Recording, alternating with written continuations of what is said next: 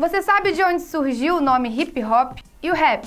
Será que eles vieram juntos? Um veio antes, depois? Então vamos lá, muita calma nessa hora. O hip hop é um movimento cultural que nasceu em Nova York, mais precisamente no Bronx, na década de 70.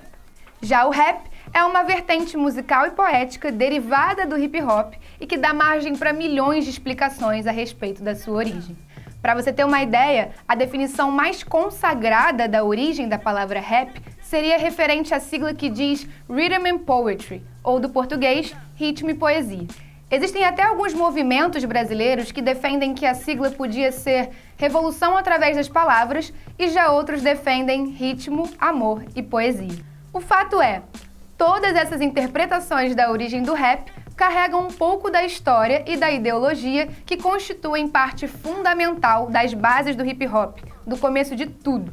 Mas e a palavra hip hop? Não dá para tentar entender uma cultura sem estudar as origens dela e da origem da palavra em si. Se você está assistindo esse vídeo hoje, é porque alguém ou alguém lá atrás deram o primeiro passo de uma forma extraordinária e tiveram papéis fundamentais na transformação da cena no que ela é hoje. Antes de eu te contar essa história toda, eu vou precisar da sua ajuda, é coisa bem rápida, eu juro. Likezinho, se inscreve no canal e manda para 2 amigos que você sabe que vão curtir um conteúdo de qualidade. Agora chega de papo, solta a vinheta.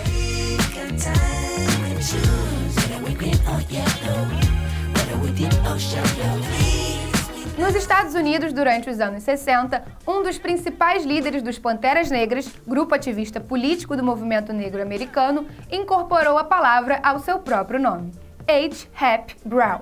Foi com esse nome que ele lançou a sua autobiografia.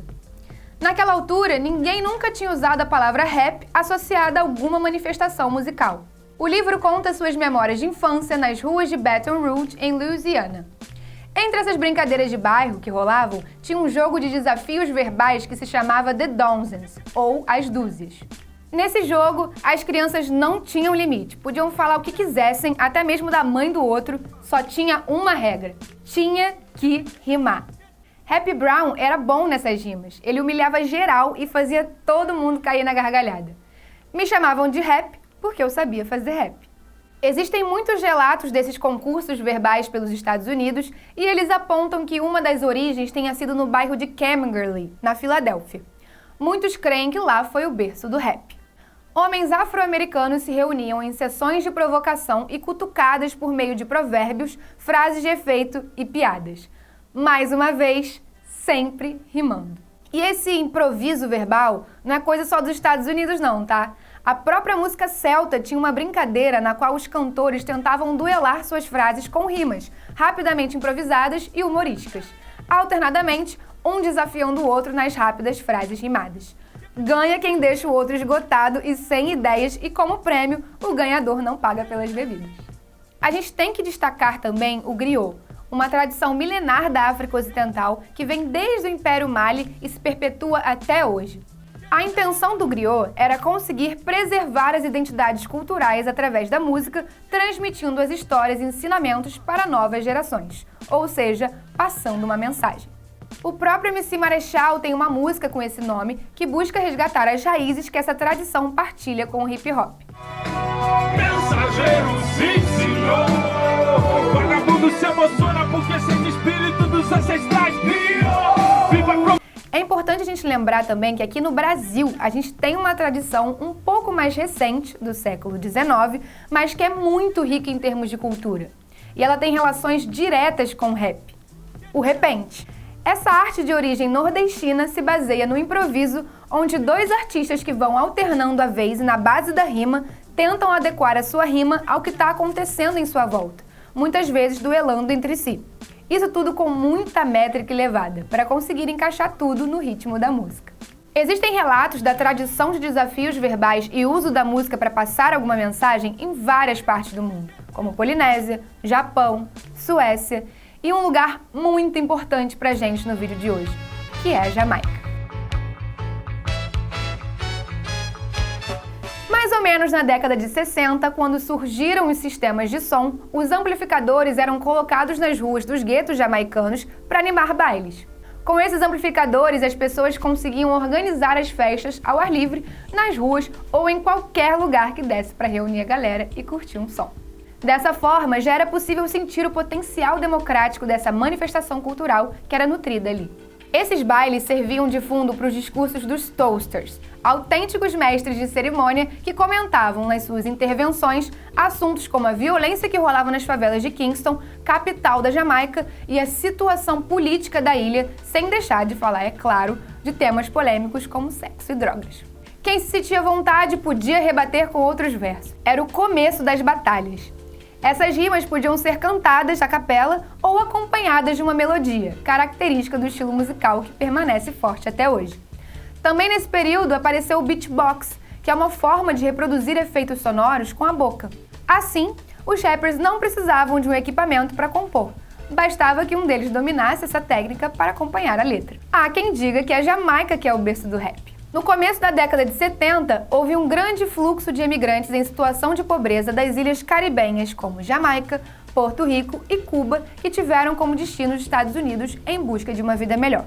Esses imigrantes escolheram cidades da periferia porque o custo era baixo e também porque existiam empregos nas cidades próximas. Um desses bairros era o Bronx.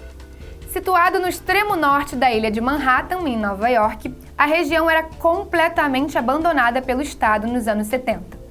Um bairro predominantemente negro em meio a tantos conflitos raciais, aquela área contava com pouquíssimas opções de lazer ou cultura, levando os jovens do Bronx a serem expostos não apenas à realidade violenta e racista presente naquela época, mas também pela própria guerra interna das gangues presentes no bairro. Um desses jovens era Kool Herc. Jamaicano, ele foi um dos responsáveis por introduzir em Nova York a tradição dos sistemas de som. Com seus poderosos equipamentos, ele os acoplava nas carrocerias até de caminhões e carros grandes. E BUM! Temos uma festa em qualquer lugar. E, gente, as caixas de som tinham até nome. Era The Herculoids. Mas DJ Kool Herc não é famoso na história só por isso.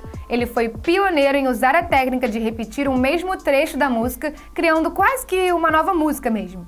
Esse trecho, quando ele juntava os ritmos de bateria, baixo e guitarra, chamou de breakbeat, a batida com break. Isso porque no fim do compasso, o DJ brecava o disco e voltava o vinil para o ponto do começo.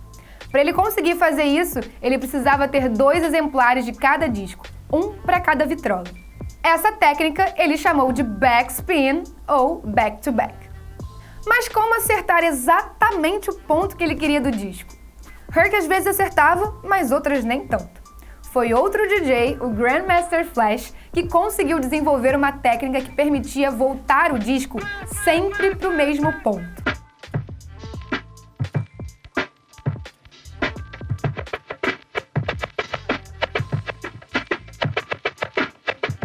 Flash também explorou outra invenção, os scratches. O arranhão, em inglês, virou uma marca registrada dos DJs de rap. Enquanto o som rolava em uma das picapes, o DJ fazia os scratches na outra vitrola.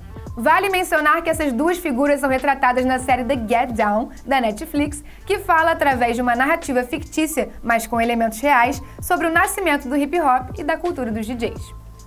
Os DJs também costumavam usar o microfone para trocar, para interagir com o público, não só entre as músicas, mas também durante elas. Em pouco tempo, o trabalho do DJ começou a demandar demais, ficar mais complicado, não dava para interagir tanto com a plateia. E aí que surge uma espécie de animador da festa, alguém que manteria a galera animada, sempre dançando. Esse cara era o mestre de cerimônias, o MC. Em uma dessas festas épicas do Bronx, o DJ e MC Lovebug Starski criou uma espécie de refrão. A palavra hip, de quadril, e hop, que é requebrar, mexer os quadris. A expressão hip hop, não pare de mexer os quadris, não pare de dançar, deu muito certo. Ela passava mensagem e soava muito bem, vamos combinar. Os dançarinos mais animados e talentosos criavam suas coreografias cheias de breaks e passaram a ser chamados de B-Boys e B-Girls. Podiam se apresentar cada um de uma vez ou em equipes. Em frente ao DJ, eles faziam um show de performance. Há quem diga que o giro de cabeça, um dos passos mais famosos do break, seria uma imitação das hélices de helicóptero, uma menção à Guerra do Vietnã, onde muitos jovens afro-americanos tinham voltado recentemente. Mais um caráter político dentro da dança. A gente tem que destacar também a presença do grafite dentro do hip hop, uma expressão artística urbana com suas origens associadas ao tagging e ativismo político. Muitos acreditam que o grafite é a manifestação visual do hip hop, enquanto o break é a manifestação física. Assim, o MC, o DJ, o b-boy, a b-girl e o grafite formariam os 4 elementos fundamentais, os 4 pilares da cultura hip hop. Mas parece que existe um 5º elemento no hip hop proposto por Afrika Bambaataa. Não, calma aí, para tudo. Esse cara é tão grande, tão importante para a história do hip hop que a gente vai fazer um vídeo só sobre ele. Em resumo, ele é o idealizador da Zulu Nation, grupo que pregava paz, amor, união e diversão, primeiro para os negros e latinos no gueto dos Estados Unidos e finalmente para todos aqueles que apoiassem o movimento. Bambaataa formalizou esses 4 elementos da cultura. Acontece que Bambaataa propôs um 5º elemento: o conhecimento. A capacidade do rap de passar uma visão, de incorporar valores na música. Uma letra com conteúdo que sim aborda a vida nas ruas. A vivência dos mais velhos, um ensinamento para os mais jovens. Daí que vem o termo rap de mensagem. A cultura hip hop incorporou esses valores por todo o mundo. E aqui no Brasil, a história não foi diferente. O maior grupo da história se ergueu levantando essa bandeira e se mantém fiel até hoje às origens do rap. O fato da palavra rap ter as letras R, A e P, que compõem a sigla do inglês Rhythm and Poetry, é uma coincidência no mínimo mágica. Ela diz muito sobre o gênero musical e funciona também nas línguas latinas, no espanhol, no francês e no nosso português. Fica mais fácil de espalhar a mensagem. Não é à toa o fato de que os países que falam essas línguas são os que mais consomem rap fora dos Estados Unidos.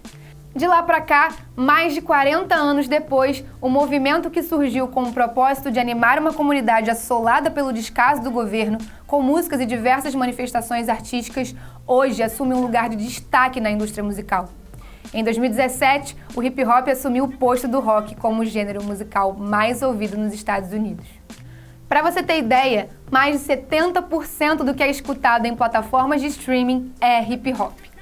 Aqui no Brasil tem hip hop para todos os gostos. Tem rap acústico, gangsta rap, tem real trap, tem lo-fi hip hop.